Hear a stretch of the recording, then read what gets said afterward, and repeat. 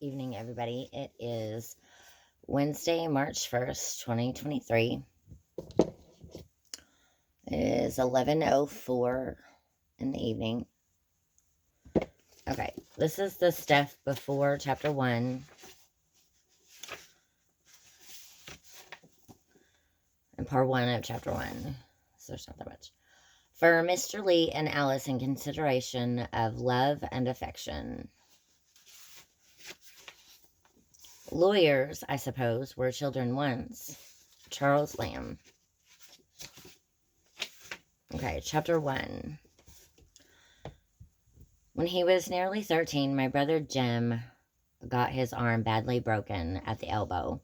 When it healed, and Jim's fears of never being able to play football were assuaged, he was seldom self-conscious about his injury. His left arm was somewhat shorter than his right. When he stood or walked, the back of his hand was at right angles to his body, his thumb parallel to his thigh. He couldn't have cared less so long as he could pass and punt. When enough years had gone by to enable us to look back on them, we sometimes discussed the events leading to his accident. I maintain that the Ewells started it all, but Jim, who was 4 years my senior, said it started long before that. He said it began the summer Dill came to us. When Dill first gave us the idea of making Boo Radley come out, I said if he wanted to take a broad view of the thing, it really began with Andrew Jackson.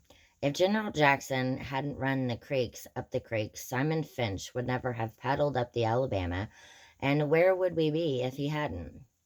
We were far too old to settle an argument with a fist fight, so we consulted Atticus. Our father said we were both right. Being Southerners, it was a source of shame to some members of the family that we had no recorded ancestors on either side of the Battle of Hastings. All we had was Simon Finch, a fur-trapping apothecary from Cornwall, whose pity was exceeded only by his stinginess. In England, Simon was irritated by the persecution of those who called themselves Methodists at the hands of their liberal brethren, and as Simon called himself a Methodist, he worked his way across the Atlantic to Philadelphia, thence to Jamaica, thence to Mobile, and up the St. Stephen's. Mindful of John Wesley's strictures on the use of many words in buying and selling, Simon made a pile practicing medicine, but in the pursuit he was unhappy lest he be tempted into doing what he knew was not for the glory of God, as the putting on of gold and costly apparel. So Simon, having forgotten his teacher's dictum on the possession of human chattels, bought 3 slaves, and with their aid established a homestead on the banks of the Alabama River, some 40 miles above St. Stephen's. He returned to St. Stephen's only once to find a wife, and with her established a line that ran high to daughters. Simon lived to an impressive age and died rich.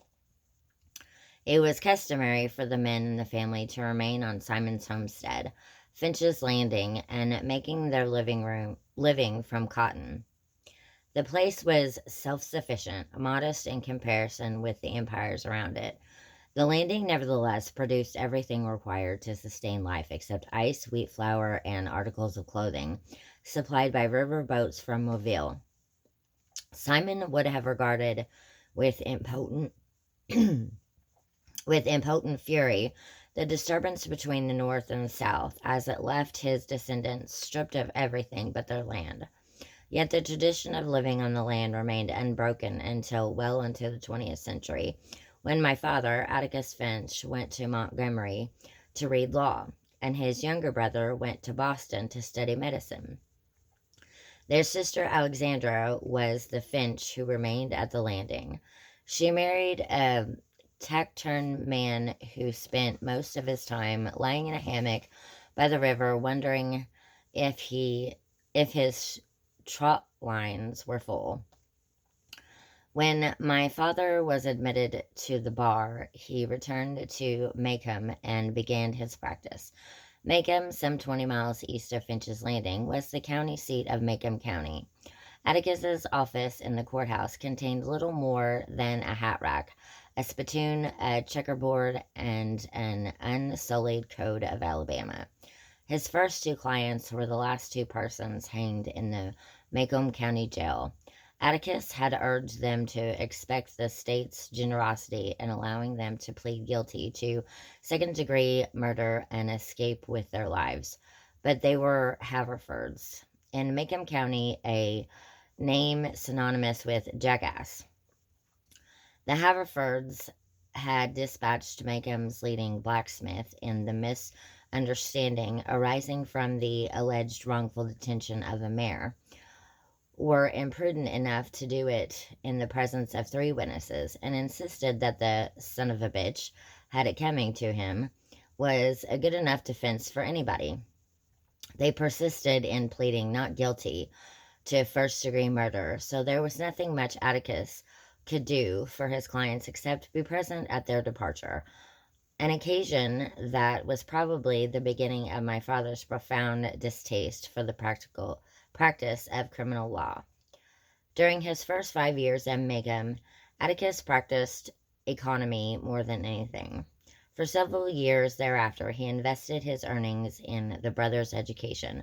John Hale Finch was 10 years younger than my father and chose to study medicine at the time when cotton was not worth growing. But after getting Uncle Jack started, Atticus derived a reasonable income from the law. He liked Macomb. He was Macomb County born and bred. He knew his people, they knew him, and because of Simon Finch's industry, Atticus was related by blood or marriage to nearly every family in the town. That's all for this video. Thank you for watching.